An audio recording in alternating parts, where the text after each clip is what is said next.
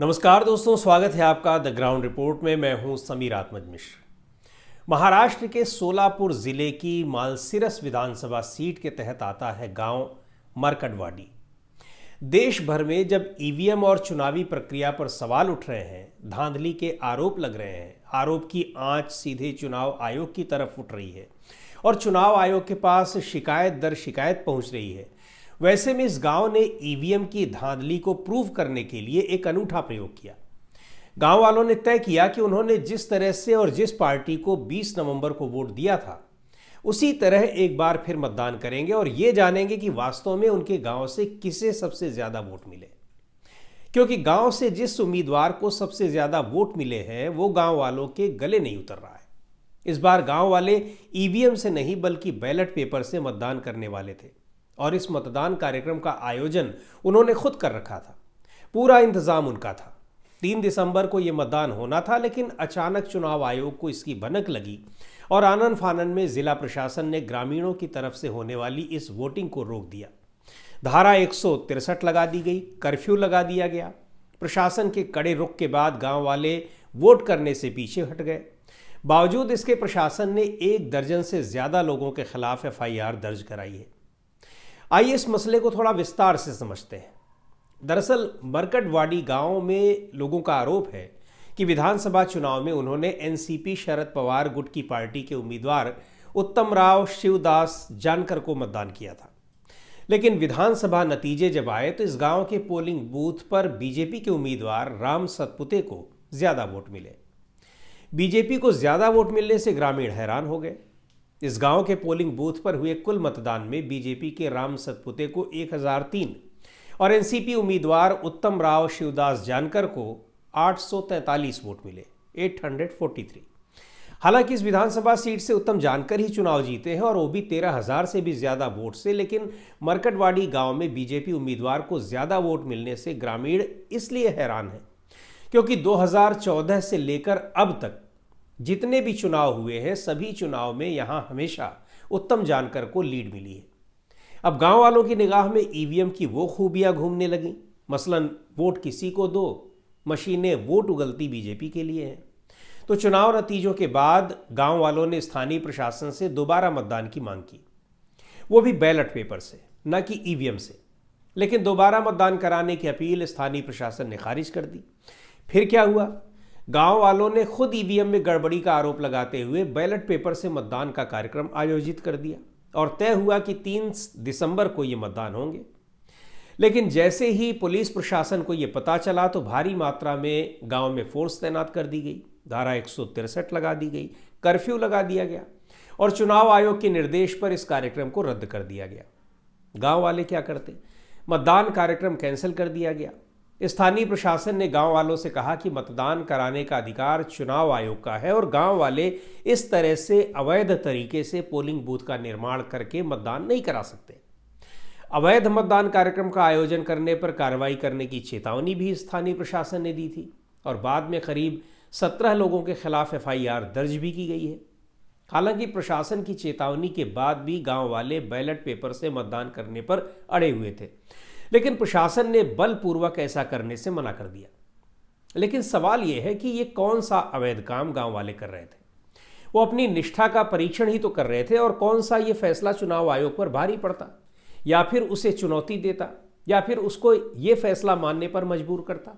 हाँ, ये जरूर है कि ईवीएम किस तरह बीजेपी के लिए वोट उगलती है, इस बात की परख जरूर हो जाती। ईवीएम को लेकर जो हंगामा बरपा हुआ है वो और पुष्ट हो जाता। चुनाव आयोग जिस तरह से विपक्ष के आरोपों को सिरे से खारिज कर रहा है तो उसकी कलई एक बार और खुल जाती। कई बार खुल भी चुकी है, लेकिन वो मानने को तैयार नहीं है चुनाव आयोग। महाराष्ट्र में मरकटवाड़ी गांव की तरह कई और जगहों से भी इस तरह की हैरानी वाली खबरें आई हैं, जहां वोट किसी को दिए गए और मिले किसी को। मरकटवाड़ी में मॉक पोलिंग रोकने की इस घटना को लेकर शिवसेना यूबीटी के विधायक आदित्य ठाकरे ने सोशल नेटवर्किंग साइट एक्स पर साझा की गई पोस्ट के जरिए चुनाव आयोग पर जमकर निशाना साधा है। आदित्य ठाकरे ने सवाल उठाया है कि मरकटवाड़ी के ग्रामीणों ने ईवीएम पर संदेह व्यक्त किया था, लेकिन चुनाव आयोग क्यों डर गया? क्या एक और झूठ खुद छिपाने के लिए आने वाली नई सरकार ने कर्फ्यू का आदेश दिया है? दुनिया को देखना चाहिए कि भारत में किस तरह लोकतंत्र की हत्या की जा रही है। ये आरोप लगाया है आदित्य ठाकरे ने। बड़े पैमाने पर धांधली की शिकायत हरियाणा में भी हुई है और महाराष्ट्र में भी। दोनों जगह अभी हाल फिलहाल में चुनाव हुए हैं। अभी कल ही यानी 3 दिसंबर को ही कांग्रेस पार्टी का एक प्रतिनिधिमंडल चुनाव आयोग से मिला और धांधली के कई बिंदुओं को प्रमाण सहित आयोग को मुहैया कराया है। चुनाव आयोग से मिलने के बाद कांग्रेस के नेता अभिषेक मनु सिंघवी ने मीडिया से भी बात की। हम लोग सब अभी बहुत विस्तृत और व्यापक रूप से वार्तालाप करके आए हैं चुनाव आयोग से। लगभग 1.5-2 घंटे बाद चली है, 1.5-2 घंटे। कई बिंदुओं पे वार्तालाप हुआ। हमने बड़े स्पष्ट रूप से हमारे बहुत गंभीर मुद्दे उनके सामने रखे। संक्षिप्त में बात यह है कि हमारा उनके सामने जाना संवैधानिक पारदर्शिता के आधार पर है। आप जानते हैं कि चुनाव समतल जमीन पे न हो तो गणतंत्र और लोकतंत्र पे आघात होता है और वो सीधा बेसिक स्ट्रक्चर संविधान के मूल ढांचे पर आघात होता है। इसलिए हमने कहा कि पारदर्शिता, विश्वास और लोकतंत्र के इंटरेस्ट में ये वार्तालाप होना चाहिए। और इसका मुख्य बिंदु था कि जो हमारे बहुत गंभीर मुद्दे हैं उन पे आपको डेटा रिलीज करना चाहिए, तथ्य देने चाहिए, उसका अवलोकन और उसका निष्कर्ष हम निकाल लेंगे। 3 या 4 मुख्य बिंदु थे। पहला था कि किस प्रकार से लाखों, बहुत बड़ी मात्रा में लोगों का, वोटर्स का घटत हुई है, कमी हुई है, डिलीशन हुआ है महाराष्ट्र में। हमने कहा है कि इसके जो पर्याप्त फॉर्म होते हैं, इसके एक तौर तरीका होता है, घर घर जाके इसको प्रमाणित करना होता है। उस प्रक्रिया के लिए हमें booth wise, polling booth wise और कॉन्स्टिट्यूंसी वाइज विस्तृत डेटा चाहिए जो अभी अवेलेबल नहीं है। कांग्रेस पार्टी ने चुनाव आयोग को जो शिकायत दी उसमें कहा गया है कि महाराष्ट्र में बहुत बड़ी मात्रा में वोटरों की कमी हुई है, वोटों की कमी हुई है। पार्टी ने मांग की है कि हमें इसके बूथ और निर्वाचन क्षेत्र के आधार पर डेटा चाहिए जो अभी मौजूद नहीं है, क्योंकि इसी से पता चलेगा कि महाराष्ट्र में इतनी बड़ी संख्या में जो मतदाताओं को कम किया गया है उसका कारण क्या है। शिकायत का दूसरा बिंदु है लोकसभा चुनाव और विधानसभा चुनाव के बीच सिर्फ 5 महीने का अंतर है, लेकिन इतने समय में करीब 47 लाख नए वोटर कैसे जोड़ दिए गए, इसका आधार क्या है, हमें इसका डेटा चाहिए। ये कांग्रेस पार्टी की मांग है चुनाव आयोग से। तीसरी बात है, चुनाव आयोग के खुद के दिए गए आंकड़ों के आधार पर महाराष्ट्र में शाम 5 बजे वोटर टर्नआउट 58.22% था। रात के 11:30 बजे ये 65.02% हो गया और 2 दिन बाद 67% बताया गया। ये सब कैसे हो गया ये बताया जाए। चौथी बात, 118 ऐसे निर्वाचन क्षेत्र हैं जहां लोकसभा और विधानसभा के बीच 25,000 से ज्यादा वोटों का अंतर है।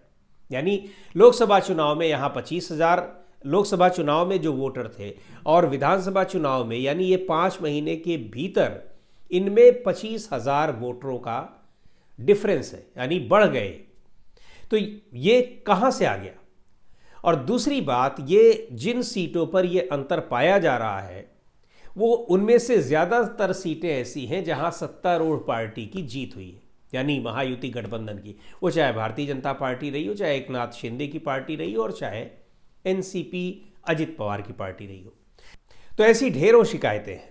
देखना है कि चुनाव आयोग इनका क्या जवाब देता है। लेकिन मार्केटवाड़ी ने जिस तरह से ईवीएम की धांधली के खिलाफ प्रमाण देने की तैयारी कर रखी थी, यदि गांव वालों को मौका मिल गया होता तो ईवीएम को बचाने वाले तमाम तर्कों और दावों पर उनकी ये पहल भारी पड़ जाती। चुनाव आयोग को शायद ये सब पता था। तो दोस्तों, आज की इस वीडियो में इतना ही। अगले वीडियो में फिर मिलेंगे एक नए विषय के साथ, एक नए मुद्दे के साथ। द ग्राउंड रिपोर्ट के यूट्यूब चैनल को आपने अब तक सब्सक्राइब न किया हो तो ज़रूर कर लें। हमारे वीडियोज़ को लाइक करें, शेयर करें और अपने सुझाव भी हमें ज़रूर भेजें।